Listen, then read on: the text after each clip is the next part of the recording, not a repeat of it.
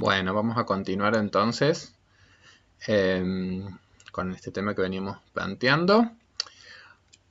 Entonces dijimos, por un lado, en las dimensiones, más bien como las dimensiones psicológicas, podemos identificar que hay cambios cognitivos que vienen con procesos de pérdida y otras ganancias en el proceso de envejecimiento. Lo que amenazan son las pérdidas.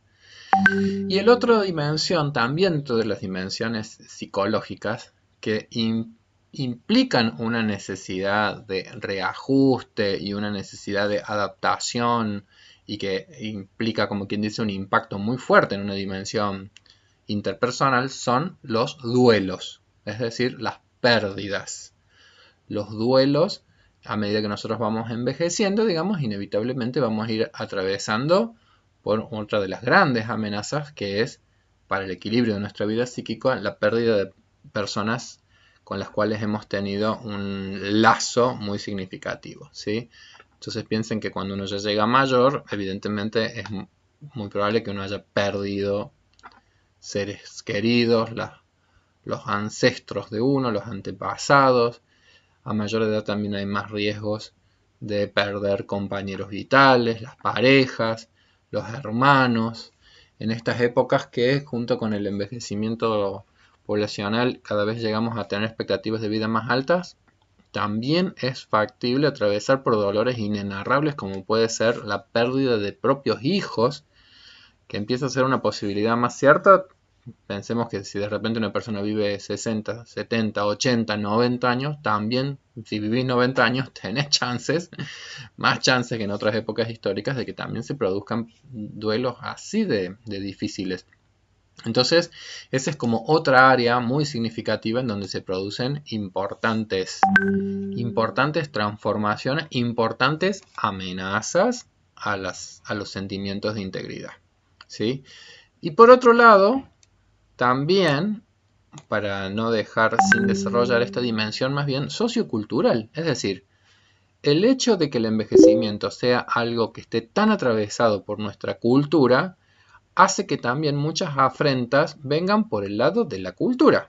Es decir, una sociedad viejista, como habíamos visto de lo que se trataba los mitos y los prejuicios, es decir, cuando las sociedades o las comunidades son viejistas, en algún punto las sociedades se organizan de modo tal que en vez de constituir algo que favorezcan o que hagan más sencilla la etapa del envejecimiento, puede ser que la transformen en una restricción o que la amenacen desde distintos lados. Es decir, si la cultura construye una imagen de que lo valioso es la velocidad, la juventud, la belleza, la productividad, en algún punto también están definiendo qué cosas debieran como de descartarse en este mundo o en esta organización. Bueno, yo creo que estas cosas están cambiando, se está produciendo una transformación paulatina. Vamos avanzando hacia sociedades más inclusivas en términos de las cuestiones de edad, por ejemplo, ¿sí? Sin irnos de ejemplos que ya estuve dando en la clase pasada. Si uno piensa en el promedio de edad del jurado de Tinelli, uno empieza a ver que las personas de edad, Moria Kazan es una persona de edad, La Noche que Vale es una persona de mucha edad, La Soledad Silveira es una persona de mucha edad, y las personas de edad ya están, como quien dice, claramente cada vez más implicadas en lo que son las vidas colectivas, lo que probablemente años atrás nos hubiera parecido un poco extraño, porque hasta hace pocos años atrás, digamos, estaban mucho más instalados cierto prejuicio, cierto rechazo y cierta organización de la vida, como llevando más obligadamente a las personas mayores a situaciones de mayor pasividad social. Bueno, paulatinamente vamos avanzando hacia sociedades que van a correr esas barreras de edades. Pero, insisto, nuestra cultura sigue siendo más bien viejista. Piensen ustedes incluso, qué sé yo, con fenómenos socioculturales como es la jubilación y el etiquetamiento de alguien como perteneciente a una clase pasiva.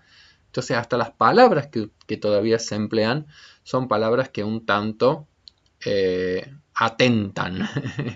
Entonces, hay en términos sociales, por ejemplo, en el proceso jubilatorio, que me parece que por supuesto es un éxito cultural, es un éxito de la organización social, es una construcción del siglo XX que posibilita sistemas de seguridad social hacia las personas, pero no deja de tener también cierto impacto en términos de cierta representación de valía personal, es decir, nosotros en nuestra vida adulta, mucho de nuestra identidad se juega por el rol profesional, por las tareas que realizamos, entonces los procesos jubilatorios en algún punto también generan algo que es del orden de la restricción de ciertos lazos, de la disminución de cierta imagen de valía de sí mismo. Y el hecho de, por poner un ejemplo, cuando a la gente le pregunta, bueno, ¿y usted qué se dedica? ¿Jubilado? Entonces, la jubilación es, en términos sociales, como un ritual un tanto desvinculante y que te ingresa como una categoría muy inespecífica. ¿Qué es ser jubilado? No es una profesión, no es algo que te defina tan identitariamente. Entonces, en realidad, cuando uno se ha jubilado, uno ha tenido toda una biografía laboral que es lo que realmente a nosotros nos define, pero de repente dices, bueno, ¿qué? ¿Jubilado? Ah, bueno, no te hemos jubilado. Es casi como que hay un desconocimiento también de la identidad de las personas por detrás de algunas de esas etiquetas que te van haciendo, como quien dice, perder, en términos sociales, algunos aspectos de la representación de uno mismo, ¿sí? Bueno, dicho todo esto, que esto vendría a ser como la dimensión más bien de corte conceptual, y ustedes tienen un texto precioso de Mercedes Nicasio de Corcova y Andrés Urrutia, en esta unidad número 5, que habla del equilibrio y la integración en la vejez. Y bueno, aparecen estos conceptos y otros, digamos. Es decir, no es que esta clase que yo estoy dando sea un resumen de ese texto, pero ese texto es el que tienen que basarse para pensar justamente en esta tensión. Dicho todas estas cuestiones como más conceptuales, ¿yo qué voy a hacer ahora? Les voy a leer eso que yo les había dicho, que es un texto de Borges y un texto de Silvina Bullrich, dos escritores argentinos, que nos van a servir, creo yo, para que quede como más ejemplificado un envejecimiento que está más cercano al polo de la integridad del yo y otro que está más cercano al polo de alguien que está viviendo el proceso de envejecimiento con un mayor monto de desesperación, ¿sí? Y de desintegración. Entonces fíjense, el texto dice así. El primer texto que les leo, y les voy a leer como pedacitos, y en todo caso voy a ver si se los envío completo, para que ustedes lo puedan leer completo si desean, pero el primer texto se refiere a, es una entrevista que le hacen a Borges cuando ya tiene más de 80 años para el diario La Nación, y es una entrevista en donde justamente le preguntan por cuestiones ligadas a la vejez, al envejecimiento. Y dice Borges, la vejez, creo que todo está escrito en un libro sobre la senectud de Cicerón, pero yo no lo recuerdo, así que trataré de hablar de mi experiencia.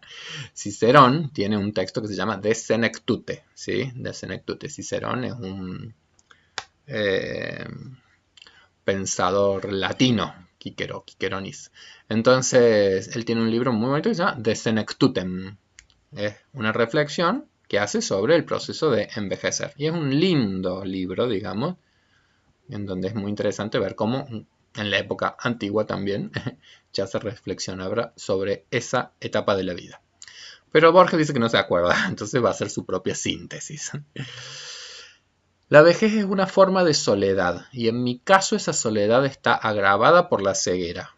Cuando uno comete la imprudencia de cumplir, ay de mí, 84 años, se siente la gravitación de la soledad. Mis contemporáneos están en la Recoleta o en la Chacarita. Pero hay alguna gente joven que perdona mi vejez y viene a verme. Si no, paso buena parte de mi tiempo en esta casa y estoy solo, tengo que poblar mi soledad y entonces trato de no pensar en el pasado, de pensar en el porvenir, de poblar esta soledad con proyectos literarios. Entonces me detengo un poquito. Por supuesto que cuando dice que sus contemporáneos están en la Chacarita y en la Recoleta, no están hablando de barrios, están hablando de cementerios. Él tiene 84, entonces digo, ahí es cuando uno empieza a ver de qué se trata la evidencia de la realidad de la muerte. Si a mayor edad, evidentemente uno va teniendo cada vez más conciencia de finitud. Y está muy estudiado que no es que eso genere más temor a la muerte, sino que al contrario, quizás esté más relacionado a lo que el mismo Borges nos está mostrando. Es decir, él tiene conciencia de finitud. Él sabe que está en una etapa de la vida en donde la muerte es algo que está cercano.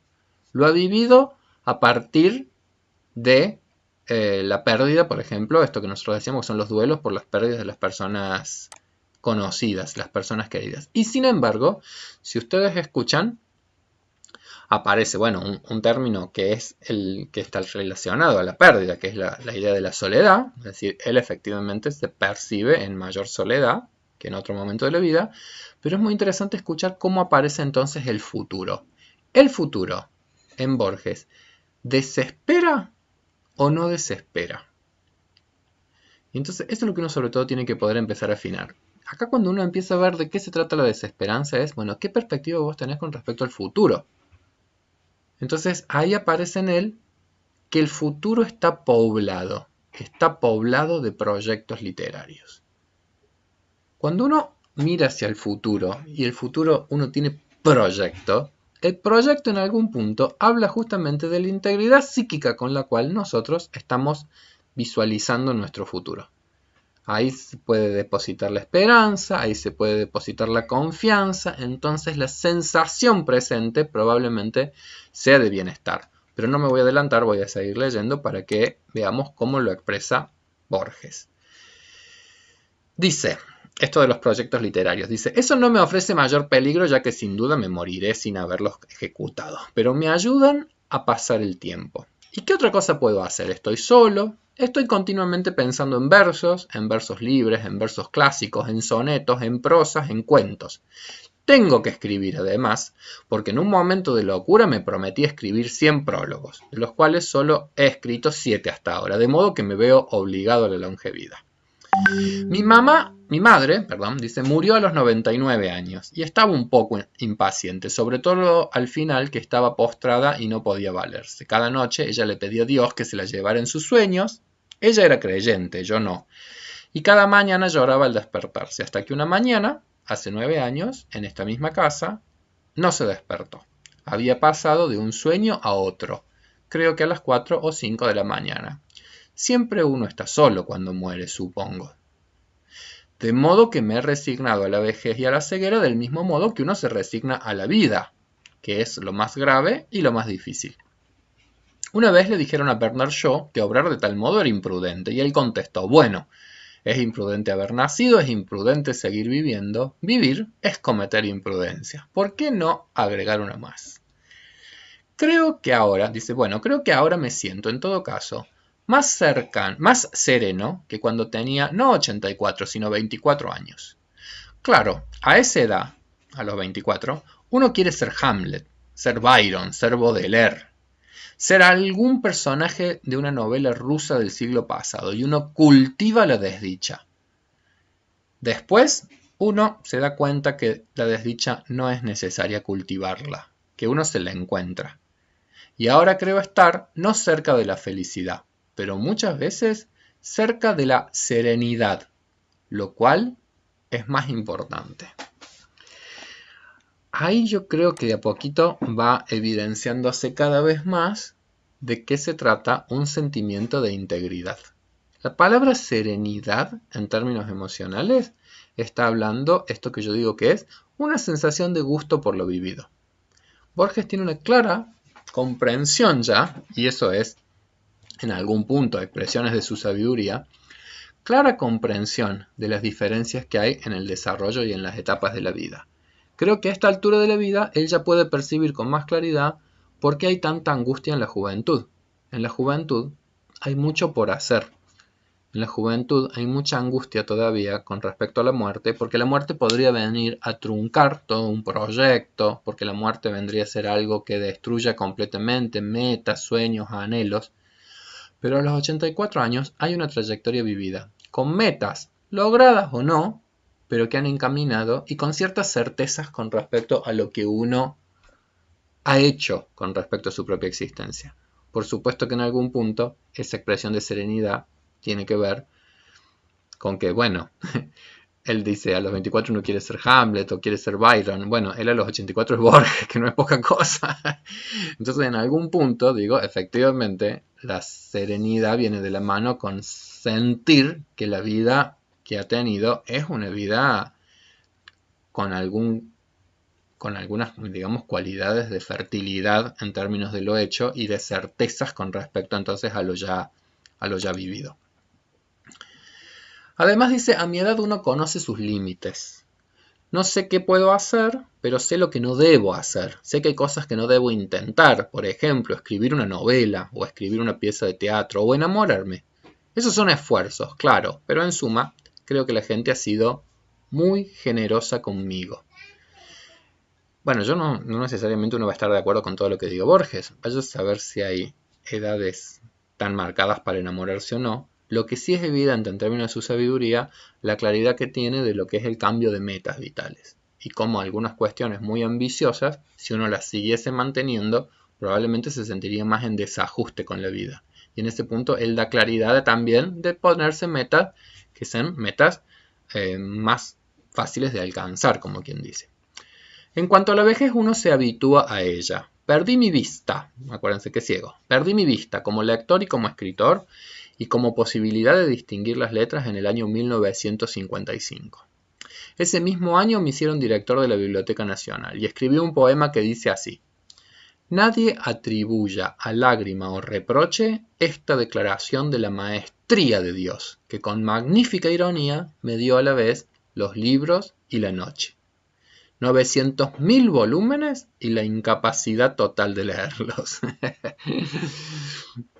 Y me río, pero me río en términos de qué fantástico el poder transformar en poesía un drama o una tragedia personal. Es decir, pónganse en el lugar de alguien que ama la lectura, que pierde la visión, que tiene miles de libros y que no puede leer ninguno. En esa situación, digo, sería bastante entendible que, por ejemplo, en la persona emergiera la desesperanza, emergiera el enojo, la bronca, la frustración, el rechazo a la vida. Y en algún punto, miren lo que él escribe. Nadie atribuya a lágrima o reproche esta declaración de la maestría de Dios, que con magnífica ironía me dio a la vez los libros y la noche. Eso habla de la brillantez de un psiquismo que va logrando encontrarle sentido a la existencia, sentido a la vida, comprensión profunda de que la vida te puede hacer ese tipo de malas jugadas. Esa es una expresión de tanta sabiduría, porque muchísimas personas podrían quedarse como quien dice en la queja, decir, ¿por qué a mí? ¿Por qué a mí? ¿Por qué a mí? Y en algún punto la sabiduría tiene que ver con el poder también llegar a la comprensión de, bueno, ¿y por qué no a mí la trayectoria vital que a mí me ha tocado en muchos de los avatares que han escapado también de mis manos, como quien dice? ¿Sí? Lo que la vida también me ha decidido que sea parte de mi destino. La integridad yoica tiene mucho que ver justamente con el poder aceptar lo hecho, lo vivido, como que uno estaba destinado a que así fuese. O sea, la aceptación de la propia vida está muy ligado a esta sensación de, bueno, ese era mi destino.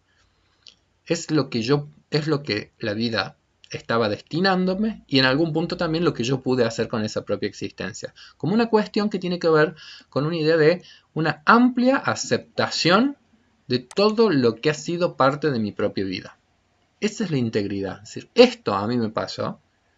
Año 55, pierdo la vista, soy director, no sé qué. Bueno, esto en algún punto es parte de mi vida y en el caso de Borges hasta lo puedo transformar en poesía. Hasta lo puedo tomar con cierto humor, con cierta ironía, con cierta gracia. Entonces dice, la vejez no se la aconsejo a nadie, pero si llega, mejor resignarse. Cuando yo era joven pensaba en el suicidio. En cambio ahora el tiempo se encargará de suicidarme en cualquier momento. No tengo por qué tomarme ese trabajo. En cuanto a que este país tiene demasiados viejos, en fin, trataré de morirme lo antes posible, pero yo no tengo la culpa de eso.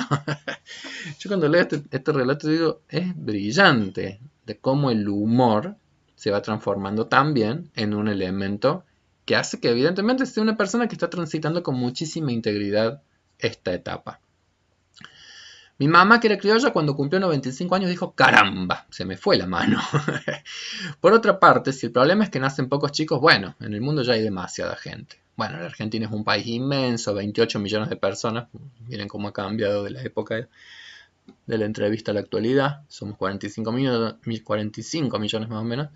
La población de Japón es de 120 millones, la misma que la de Brasil. Pero bueno, Brasil es casi infinito y Japón es limitado. Además, este país es muy raro. De toda la población, los que no están en Buenos Aires están en Rosario o en Córdoba. En el resto del país, ¿qué ciudades hay? Son pedacitos de Almagro o de Flores tirados en el medio del campo. Cuando yo era chico vivía en Palermo, el suburbio de Baristo Carriego, y la edificación seguía hasta lo que ahora es la Juan B. Justo, antes del Arroyo Maldonado. Un barrio muy pobre, muy feo, con calabreses y criollos, y allí ya había poca edificación. Luego volví a empezar en lo que ahora es Federico Lacroze. En el medio, ese espacio casi hueco. Era muy chica la ciudad, y ahora no la conozco. Un poema mío dice así: he nacido en otra ciudad que también se llamaba Buenos Aires. Eso es parte también como de los procesos de adaptación que uno tiene que ir haciendo. Es decir, cuando uno ha vivido muchos años, las pérdidas no solamente a veces son pérdidas de objetos de amor, digamos, es decir, vinculares, sino que el proceso de envejecimiento implica también incluso el poder ir aceptando los cambios y las transformaciones que van haciendo que uno se perciba un poco extrañado en el contexto del espacio o incluso en el contexto del tiempo. Si uno charla con una persona mayor hoy dice, uy, yo los televisores en blanco y negro, o los teléfonos de Entel, no sé qué, o no sé cuál, o imagínense hasta la fisonomía de la ciudad, uy, en el centro, qué sé yo, hace pocos años cerró una casa que era el Pan de Azúcar, que estaba al frente de la Plaza San Martín, y eso, pero todo un grupo poblacional fue como, ¡ah! Se cerró el Pan de Azúcar, es decir, uy, ¿cómo puede ser esa? Porque habla un poco de lo que son como pérdidas de lugares que son como icónicos, que son como característicos de cada generación, de un determinado grupo etario, digamos. Bueno, todo eso son parte de los procesos de adaptación que uno también va a tener que ir viviendo. Y por supuesto que por eso también nos ayuda a entender cómo, a medida que nos hacemos mayores, el valor de los documentos históricos, el valor que tiene el recupero de muchos acontecimientos vividos, para las personas empieza a tener cada vez más sentido. ¿Sí? Es decir, así como cuando uno es joven hay mucho puesto hacia el futuro, a medida que uno se va haciendo más grande, disfruta más de los museos, disfruta más de algunas cuestiones ligadas a la historia de tu comunidad, a la historia de tu sociedad, a la historia de tu barrio. Porque eso habla más de cosas que tienen que ver con la propia identidad. Hay un gusto porque hay algo de lo identitario que se pone en juego en todos esos elementos. Bueno, como decía un filósofo alemán, me tocó vivir, como todo el mundo, en una época de transición. Todas las épocas son de transición y de cambio. Pero claro, si pienso en mi caso, en Buenos Aires de Casas Bajas, en lo que se llama Palermo Viejo, aunque no es tan viejo, nada es tan viejo aquí. En América suceden pocas cosas. En Europa se siente el peso del tiempo, pero es un peso que no es abrumador, es grato. Allí sí que han pasado muchísimas cosas. Hay algo curioso, en Creta les gusta no les gusta que lo llamen griegos. Para ellos su país es reciente, es una especie de América. Ellos son advenedizos de algún modo, gente nueva. En cambio a nosotros nos gusta inventar pasados. Pocos países tienen una historia tan reciente como la nuestra y tantos aniversarios, tantas estatuas ecuestres, más estatuas que personas. Bueno, ahora voy a tratar de sobrevivir en esta casa se llueve, es muy incómodo estar bajo una ducha cuando uno está comiendo o estar en cama y vivir esas gotas. Escribí un poema sobre todo esto. Me gustaría saber quién me mira del otro lado del espejo, si es algún horrendo anciano. Pero dicen que no, que por suerte no soy tan horrendo. Bueno, son extracciones de esa entrevista a Borges. Y esta última partecita de la entrevista vuelve a hacer esta cuestión de la integridad o no. Y de la integridad de su imagen también. ¿Quién me mira del otro lado del espejo? ¿Es algún horrendo anciano? Pero dicen que no. Dicen que no soy tan horrendo. Y fíjense entonces cómo en este relato aparece expresiones de agradecimiento. Jóvenes que vienen a verme, la vida ha sido buena conmigo, estoy agradecido con la vida. Aparecen cuestiones de futuro con proyectos literarios, seguir escribiendo. Aparecen expresiones emocionales de serenidad, de gusto, de tranquilidad. Aparece conciencia clara de las diferentes etapas de la vida, aparece conciencia de los cambios, aparecen evidencias de aceptación, aparece humor. Bueno, todas estas son expresiones que en algún punto nos indican el grado de integridad psíquica de nuestro personaje, de nuestra persona, porque no es un personaje de Borges. Ahora, y para muestra, vamos a ir leyendo, vamos a ver un escrito que hace Patricia, no, esa es la exministra, Silvina Bullrich, en un texto que ella hace, es una escritora argentina, en un texto que ella hace cuando cumple 70 años. Entonces arranca así el texto. En la mayoría de la gente, la vocación de supervivencia es tan poderosa que suele afirmarnos que va a vivir hasta los 90 años e intenta creer que llegará a esa edad con los mismos encantos, la misma capacidad intelectual que a los 30. Esto nos lo afirman desde una edad ya madura, con el pelo blanco o teñido, o pelado si son hombres, con las carnes flácidas, la tez estriada por una red de venas rojizas o azuladas, y lo que es peor, con ese miedo a la vida que sienten los viejos, el terror a quedarse en la miseria, la avaricia creciente, el cuidado del dinero que antes, cuando tenían 10 veces menos, gastaban alegremente, y los temas reiterativos que se incrustan en las mentes que comienzan a involucionar. Ay, bueno, yo me río, pero pónganse en el lugar de esta mujer y ahí van a percibir que está envejeciendo y envejecer le está doliendo y le está desesperando, porque esa es la palabra técnica exacta. La vida está empezando a desesperarla. Es muy doloroso. Esto habla de la fragilidad psíquica. Esto habla de tener una mirada que empiezan a ver cómo emerge la representación que ella se está haciendo de lo que significa transformarse en una persona de edad. Voy a seguir leyendo. El 4 de octubre cumplí 70 años. Mido día a día los estragos que el tiempo ha ejercido sobre mí. No me gustan los viejos, por lo tanto, no me gusto a mí misma. No me gustan los chicos, porque son irracionales, ni los perros, porque son interesados, y solo aman a los que le dan de comer. Me gusta el ser humano que está en la plenitud de la vida. No voy a poner una edad exacta al final de esa plenitud, pero estudiemos lo que pasa en el cuerpo de una mujer y en la mente de un escritor. ¿Qué mujer no empieza a engordar después de los 40?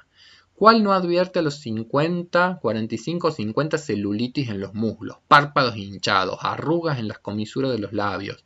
¿Quién no teme después de los 50 saltar desnuda a la cama ante los ojos del hombre querido? Me detengo entonces un poquito. Uno va percibiendo entonces que acá hay una concepción del envejecimiento como muy centrada en el cuerpo, en la belleza, en los aspectos narcisísticos que habíamos hablado nosotros de los del cuerpo. Uno ve que hay como una percepción de que solamente hay decrecimiento, de que hay pérdida, de que no puede haber otros atractivos como para los enlaces humanos. Evidentemente que acá uno empieza a percibir que hay expresiones de desdén hacia la vida. No me gustan los chicos, no me gustan los perros.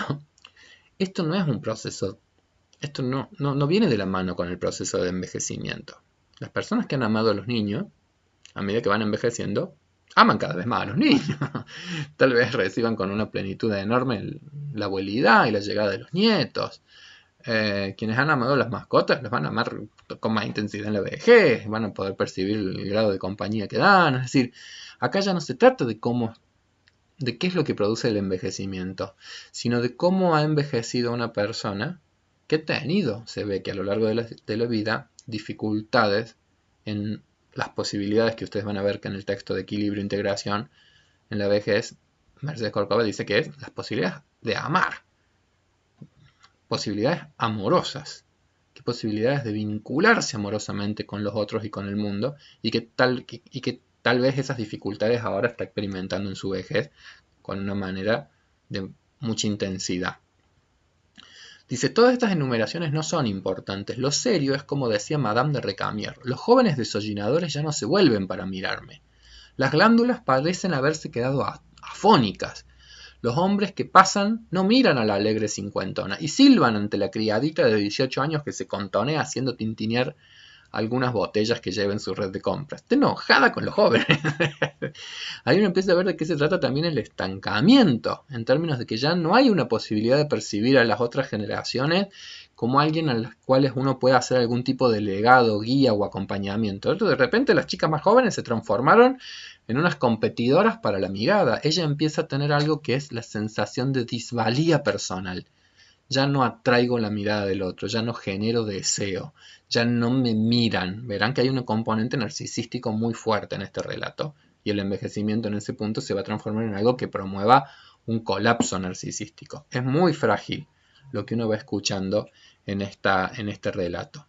He pasado de largo muchas humillaciones, dice, quizás únicamente por amor a la sinceridad, porque el aspecto físico más o menos uno puede, dice, qué sé yo, con un poquito de cremas o de cosas, tal vez mantener cierta dignidad. Pero, y ahora va a la otra preocupación que tiene, dice, pero me refiero, ahora me preocupa, digamos, la cuestión de los creadores, es decir, de los que se han dedicado a la literatura como ella. Cada persona tiene sus manías, pero la más constante mía es el temor a la vejez y mi interés por estudiar sus evoluciones. Como ya he dicho, antes de la época de los achaques y de la incontinencia. Cuando leí el libro de Simone de Beauvoir, en que describe con detallada crueldad la decadencia física de Sartre, Simone de Beauvoir es una escritora francesa, Jean-Paul Sartre, filósofo, su marido, filósofo. Entonces Simone de Beauvoir escribió un libro que se llama La vejez, en donde va relatando un poco cómo fue todo el proceso de envejecimiento y muerte de Jean-Paul Sartre.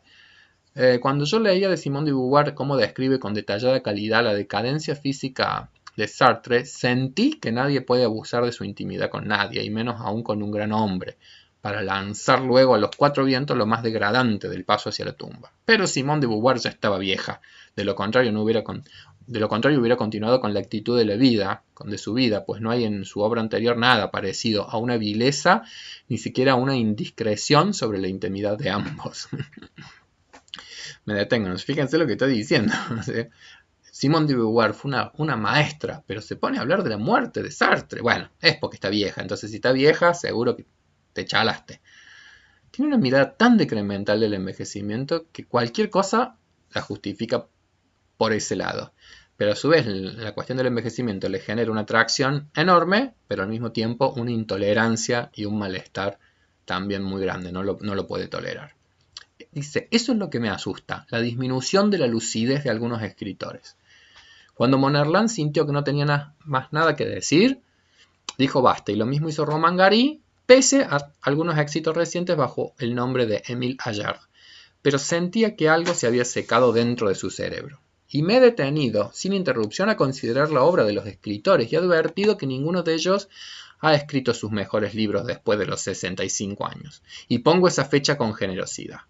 Algunos obtienen el éxito por la obra escrita 30 años antes, como ocurrió con Borges, que jamás pudo escribir a esa edad algo tan valioso como el Aleph o el Jardín de los Senderos que se bifurcan o poesía como La Noche Cíclica o La Fundación Mitológica de Buenos Aires. En los últimos libros de Mujica Lainez, Sergio y El Escarabajo son prescindibles. En cambio no son prescindibles Aquí vivieron, Misteriosa Buenos Aires ni Beaumarzo. Hablé de Beauvoir, de Sartre, ambos declinaron ostensiblemente alrededor de los 60 años. La obra anterior de ella puede encontrarse entre lo mejor de la literatura francesa y de la novela universal, así como piezas de teatro de él cuando estaba en la plenitud de su vida.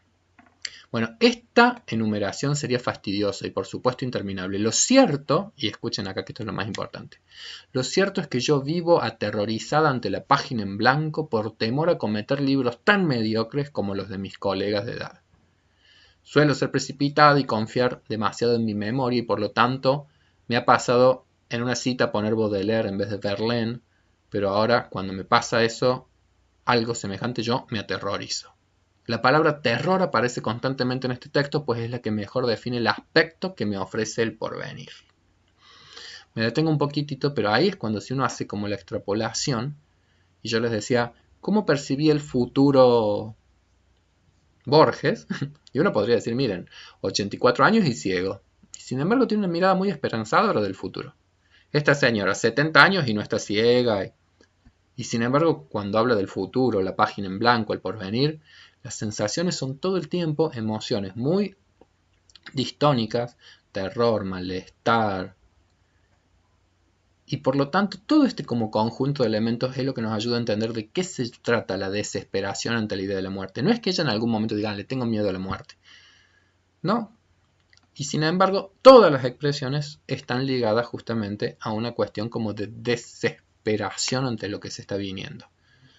De desdén con respecto a la vida, de rechazo con respecto a la vida. Entonces, todos como elementos que llevan a una pérdida de la vitalidad psíquica. Miren en este otro pedacito, dice, yo he visto caer a mi alrededor como árboles abatidos por un poderoso leñador a decenas de hombres y mujeres que no habían alcanzado estos 70 años que hoy me agobian. Infartos, cáncer, accidentes, hemorragias cerebrales, edemas pulmonares y muchas causas más que me han ido dejando muy sola, como a todas las personas de mi edad para quienes los demás no son intercambiables. Entonces, miren acá cómo, cuando Borges relató las pérdidas, lo hacía sin esta carga como de sentimiento de soledad tan pesada como el que relata Bullrich. Es decir, Borges no decía que no hubiese soledad, pero la soledad se podía poblar con proyectos, los recuerdos de los amigos. En cambio acá es como una soledad ligada a una sensación de vacío y de sinsentido. Bueno, como yo les decía, se los voy a pasar completito para que ustedes lo puedan ver a estos textos. Es muy doloroso leer este texto de Bullrich, muy doloroso, porque evidentemente ya está sufriendo mucho esta etapa. Pero les leo el último pedacito que dice, para mí tener 70 años es llenar mi papelero con carillas rotas casi sin haberlas releído. Porque si alguna resolución he tomado al final de esta vida es no sentarme a escribir el peor de mis libros. Porque sé que se venderá igual y habrá hasta cierto público que lo considerará estupendo. Pero he jurado que esta anciana no traicionará a la joven escritora, que sacrificó dinero y halagos para dar lo mejor de sí misma a la vocación elegida desde la infancia. Hasta en estas últimas frases se ve de qué se trata el proceso de desintegración. La anciana no va a traicionar a la joven escritora. Hasta en las palabras está puesto esto que digo que no se integra. No puede percibir en ella la continuidad de su propia existencia. No puede percibir que esta anciana es también la que fue una joven escritora. Pero que esa joven escritora, esa imagen idealizada, construida de sí mismo, no hay posibilidad de que perdure a lo largo de toda la existencia. De que uno cambia, de que se producen cambios, de que nosotros cambiamos, de que hay un proceso evolutivo, que hay un ciclo, que uno es parte de un ciclo más amplio, que es parte del ciclo de la vida. No tolera con facilidad la percepción de la propia muerte, no tolera que la vida sea esta estafa en algún punto que ella está, como quien dice, enunciando y en algún punto colapsando. Bueno, este texto es un clarísimo ejemplo de algo que está más ligado a una cuestión de un polo más cercano a la idea de la desesperación, con expresiones muchísimo más ligadas al desdén que a la sabiduría. Bueno, por supuesto que si uno piensa, la literatura universal está muy plagada de reflexiones de este tipo de dialécticas en la vida humana. ¿Por qué? Porque esto hace a la condición humana. Justamente el poder sentirse más a gusto o a disgusto con las vidas vividas. Y esa es como una de las necesidades psíquicas fundamentales en la edad más avanzada. El poder encontrar un sentido, un orden, una continuidad a la propia existencia dentro de órdenes más amplios y trascendentes que la misma vida tiene.